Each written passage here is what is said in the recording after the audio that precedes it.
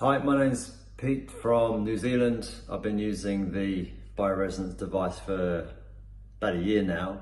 My initial interaction with Dr. Chris was to just pure interest about anything that's generating around health. My professional work is around as a performance coach, so I was interested for myself and also for other people.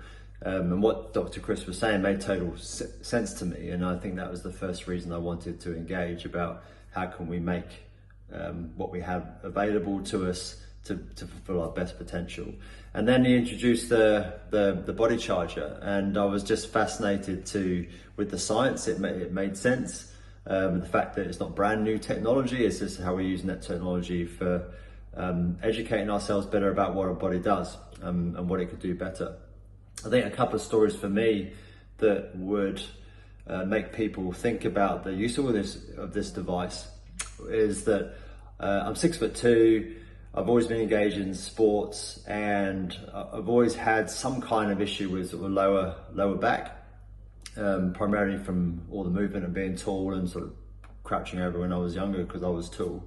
So that's happened over time, and I've done a lot of work around the muscles around it. But I've always ended up with some lower back issues that would probably come out in terms of inflamed if I'm on a long journey, whether that's long journey in a car or sitting on a plane where I'm stationary for a set amount of time.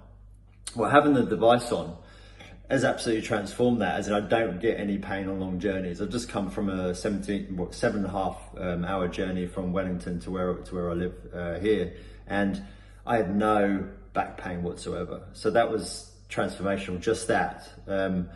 Another story was I travel hemispheres from New Zealand. Tell from my accent, I'm originally from Cornwall in the UK.